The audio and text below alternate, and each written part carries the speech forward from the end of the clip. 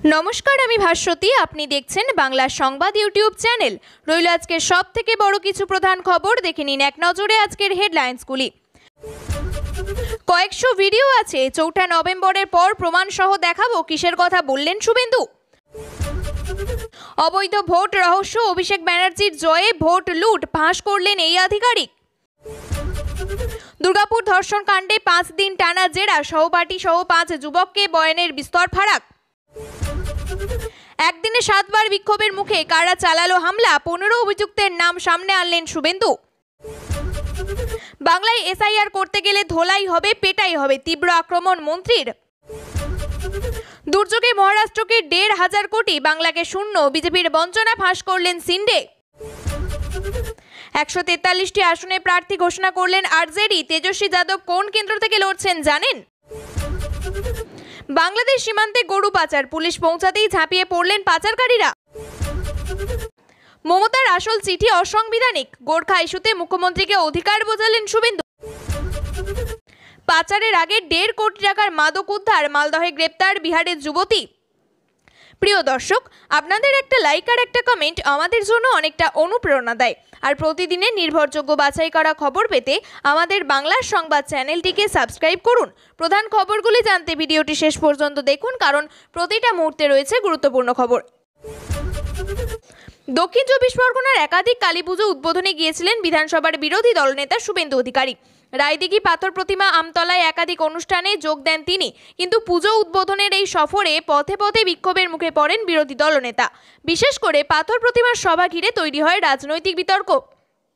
পাথর প্রতিমা থেকে রাষ্ট্রপতি শাসনের দাবি। শনিবার পাথর প্রতিমায় সভায় শুভেন্দু অধিকারী মঞ্চে বক্তব্য রাখার সময় জনতার ভিড় থেকে এক ব্যক্তির জোর গলায় রাষ্ট্রপতি শাসনের দাবি তোলেন। উপস্থিত জনতা তখন চিৎকারে ফেটে পড়েন। মঞ্চে মাইক হাতে দাঁড়িয়েছিলেন শুভেন্দু নিজেও।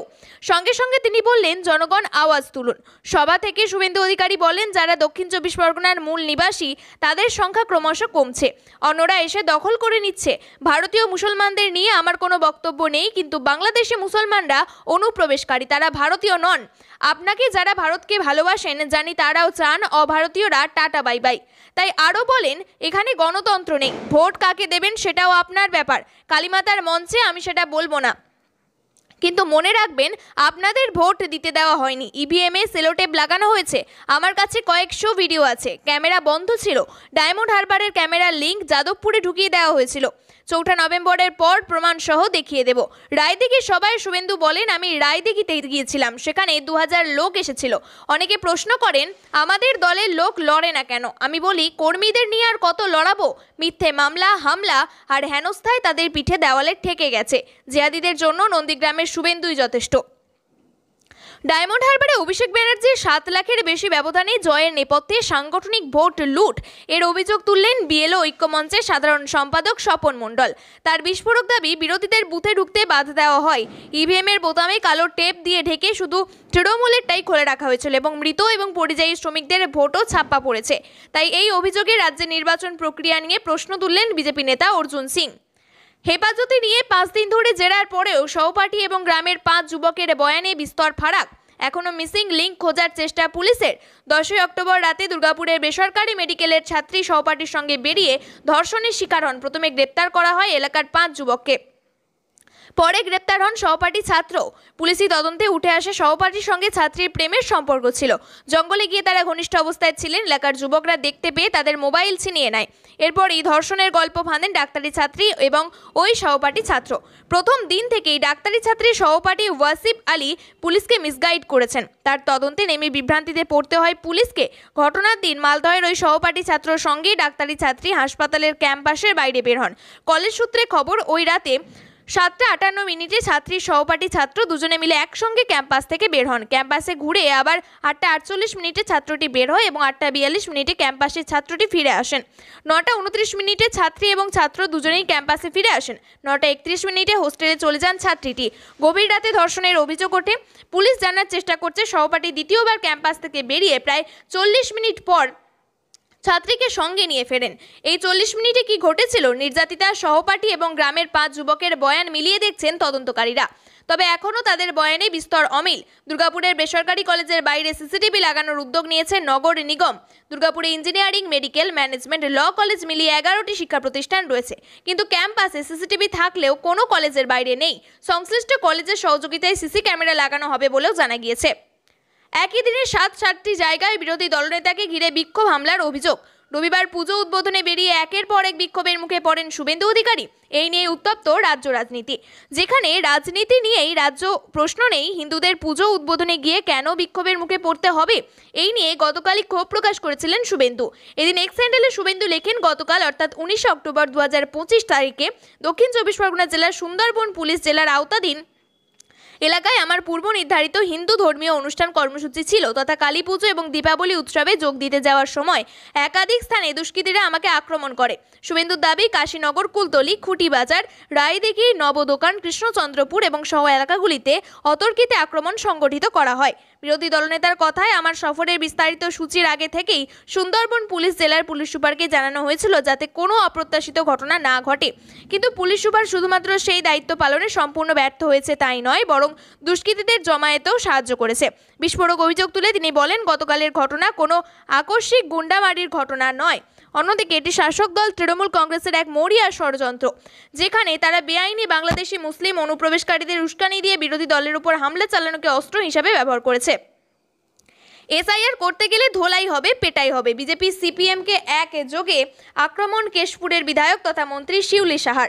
তার সাফ কথা, আগামী বিধানসভা ভোটে মোক্ষম জবাব দেওয়ার জন্য কেশপুরের মানুষ তৈরি হয়েছে। একটা চক্রান্ত সিপিএম করেছে। 21-এর ভোটে সিপিএম চক্রান্ত করে ভোটটা কনভার্ট করে দিয়েছিল বিজেপিতে। সিপিএম আবার ফিরে দাঁড়াতে চাইছে, কিন্তু 2026-এর ভোটে যদি সিপিআইএম চক্রান্ত করে কেশপুরকে রক্তাক্ত করার, ঘরছাড়া করার, সেটা আমরা হতে দেব না। প্রতিরোধ করব, প্রতিবাদও করব। আর সেই প্রতিরোধ বা প্রতিবাদের ভাষা রবীন্দ্রসঙ্গীত বা নজরুল গীতির মধ্যেই থেমে থাকবে না। শিউলি সাহা আরও বলেন, 26-এর বিধানসভা ভোটে 1 লক্ষেরও বেশি ভোটে এবার জিততে হবে। আর যারা পিছন থেকে তারা মনে করবেন ছোবল মারবো, তাদেরকেও বুঝিয়ে দিতে হবে। একসময় সিপিআইএম নেতা, বর্তমানে বিজেপির নেতা তন্ময় ঘোষকে আক্রমণ করে বলেন যে আপনি একসময় সিপিএমের অত্যাচার করেছেন, সিপিএমের দুর্দিনের সময় আপনি বিজেপিতে চলে গিয়ে লুটে পুটে খাওয়ার চেষ্টা করেছেন, এখন আমাদের দিকে হাত বাড়াচ্ছেন। শুনে রাখুন, এই শিউলিরা কখনো কোনো কিছুতে বিক্রি হয় না। তৃণমূল কংগ্রেস করেছি, করব, আগামী দিনে নেত্রীর ছায়ার পিছন থেকে একজন ছোট্ট সৈনিকের মতো কাজ করে যাব, কারণ এটাই আমার শিক্ষা। বাংলাকে কলুষিত করতে গেলে ধোলাই হবে, পেটাই হবে। সিপিএম বিজেপি কাউকে ছাড়বো না এসআইআর করতে এলে। কখনো ডিভিসি ছাড়া চলে দক্ষিণবঙ্গের বিস্তীর্ণ এলাকা বানবাসী, কখনো প্রবল বর্ষণ এবং ধসে বিপর্যস্ত উত্তরবঙ্গ। চলতি বছরে বাংলার মানুষের বারবার প্রকৃতি এবং মানুষের সৃষ্টি করা দুর্যোগে প্রবলভাবে বিপর্যস্ত। তা সত্ত্বেও বাংলার মানুষের জন্য এতটুকু প্রাণ কাঁদেনি কেন্দ্রের নরেন্দ্র মোদী সরকারের। যে ধসে উত্তরবঙ্গের বিস্তীর্ণ এলাকা কার্যত গোটা ভূমিকম্পে বদলে গিয়েছে, সেখানে কেন্দ্র করে 1 পয়সা সাহায্য পায়নি বাংলা। অথচ বন্যা বিপর্যস্ত মহারাষ্ট্রের জন্য 1,500 কোটি অর্থ সাহায্য পাঠালো কেন্দ্রের সরকার। মহারাষ্ট্রের এই অর্থ সাহায্যের কথা উপমুখ্যমন্ত্রী একনাথ শিন্ডে সোশ্যাল মিডিয়ায় পোস্ট করে জানানোর পরই স্পষ্ট হয়ে গেল কেন্দ্রের বঞ্চনার ছবিটা।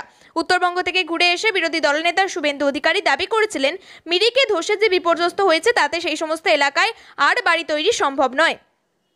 সেক্ষেত্রে নতুন জায়গা নির্দিষ্ট করে তাদের বাড়ি তৈরির ব্যবস্থা করতে হবে, কিন্তু কাকে? রাজ্য সরকারের উপর সব দায় চাপান বিরোধী দলনেতা শুভেন্দু অধিকারী। তবুও কেন্দ্রের থেকে 1 পয়সা সহযোগিতা আনার কথা তিনি বলেননি, অথচ না চাইতেই মহারাষ্ট্র পেল 1,500 কোটি টাকা। কারণটা অনুমান করা খুব কঠিন। ডাবল ইঞ্জিন সরকারের রাজ্যের প্রতি কেন্দ্রের বিজেপি সরকারের পক্ষপাতিত্ব। বিহার বিধানসভা নির্বাচন 2025-এর জন্য সোমবার রাষ্ট্রীয় জনতা দল বা আরজেডি তাদের 143 জন প্রার্থী তালিকা ঘোষণা করেছে। রাষ্ট্রীয় জনতা দল নেতা তেজস্বী যাদব বৈশালী জেলার রাঘবপুর বিধানসভা আসন থেকে প্রতিদ্বন্দ্বিতা করবেন। মাধেপুরা থেকে চন্দ্রশেখর, মোকামা থেকে বীণা দেবী এবং ঝাঁঝা থেকে উদয় নারায়ণ চৌধুরী হারিকেন প্রতীকে লড়াই করছেন। আরজেডির একতরফাভাবে তালিকা প্রকাশ ঘোষণা করায় মহাগঠবন্ধনের শরিক দলগুলির মধ্যে আসন ভাগাভাগি করে নিয়ে সমস্যার সৃষ্টি হয়েছে। আসন ভাগাভাগি নিয়ে এখনো কোনো আনুষ্ঠানিক ঘোষণা হয়নি এবং কিছু আসনে মহাগঠবন্ধনের শরিক দলগুলির মধ্যে বন্ধুত্বপূর্ণ প্রতিদ্বন্দ্বিতার সম্ভাবনা তৈরি হয়েছে। মহাগঠবন্ধনের সমস্যার কারণে রাষ্ট্রীয় জনতা দল এতদিনে তাদের প্রার্থী তালিকা প্রকাশ করেনি, তবে দলটি তাদের সমস্ত প্রার্থীদের প্রতীক প্রকাশ করে। প্রতীকটি হলো হ্যারিকেন। 2020 সালে 144টি আসনে প্রার্থী দিয়েছিল রাষ্ট্রীয় জনতা দল, এবার একটি কম আসনে প্রতিদ্বন্দ্বিতা করছে। রাষ্ট্রীয় জনতা দলের পাশাপাশি সোমবার চতুর্থ দফায় প্রার্থী তালিকা প্রকাশ করলো কেজরিওয়ালের আম আদমি পার্টি। এই দফায় আরও 12 জনের নাম প্রকাশ করা হয়েছে। সব মিলিয়ে এখনো পর্যন্ত 132টি আসনে প্রার্থীর নাম ঘোষণা করেছে আপ। রাতের অন্ধকারে সীমান্তে গরু পাচার চলছে। খবর পেয়ে পৌঁছে গিয়েছে পুলিশ। গরু পাচারকারীরা পুলিশকে ঘিরে ধরে মারধর করে। কোনো গরু পাচারকারীকে ধরতে পারেনি পুলিশ। ঘটনায় চাঞ্চল্য ছড়িয়েছে কোচবিহারের হলদিবাড়ি ব্লকের বক্সিগঞ্জ গ্রাম পঞ্চায়েতের বিবিগঞ্জ এলাকায়। পুলিশ এবং স্থানীয় সূত্রে জানা গিয়েছে, গতকাল রাত্রে হলদিবাড়ি থানা এলাকায় তিস্তা নদীর উন্মুক্ত সীমান্ত এলাকায় কয়েকজন ভারতীয় এবং বাংলাদেশি জড়ো হয়েছিল। বাংলাদেশে গরু পাচার তাদের উদ্দেশ্য ছিল। সেই খবর পৌঁছায় হলদিবাড়ি থানায়। খবরের সত্যতা যাচাইয়ের জন্য ঘটনাস্থলে পৌঁছান পুলিশ কর্মীরা। তাদের ঘিরে ফেলে পাচারকারীরা। পুলিশ কর্মী, সিভিক ভলেন্টিয়ারের পাশাপাশি একজন মাঝিকে মারধর করা হয়। তিনি পুলিশ কর্মীদের নৌকায় করে নদী পার করতে নিয়ে গিয়েছিলেন। পুলিশ কর্মীদের মারধরের খবর পেয়ে হলদিবাড়ি থানার আইসি কাশ্যপ রায়ের নেতৃত্বে ঘটনাস্থলে যায় বিশাল পুলিশ বাহিনী। রাত্রের অন্ধকার শুরু হয় তল্লাশি। যদিও এখনো পর্যন্ত কাউকে গ্রেপ্তার করতে পারেনি পুলিশ। মেখলিগঞ্জের এসডিপিও আশিস পি সুব্বা বলেন, আইনানুগ ব্যবস্থা গ্রহণ করতে হবে। দুষ্কৃতীদের ধরতে নজরদারির পাশাপাশি অভিযান চালানো হচ্ছে। ভারত বাংলাদেশ সীমান্তে ওই এলাকায় কোনো কাঁটাতার নেই, তারই সুযোগ নেয় গরু পাচারকারীরা। আক্রান্ত নৌকার মাঝি গৌরাঙ্গ দাস বলেন, আমার নৌকা রয়েছে। প্রিয় দর্শক, সঠিক খবরগুলি সঠিক টাইমে পেতে সাবস্ক্রাইব করুন বাংলার সংবাদ চ্যানেলটিকে। ধন্যবাদ।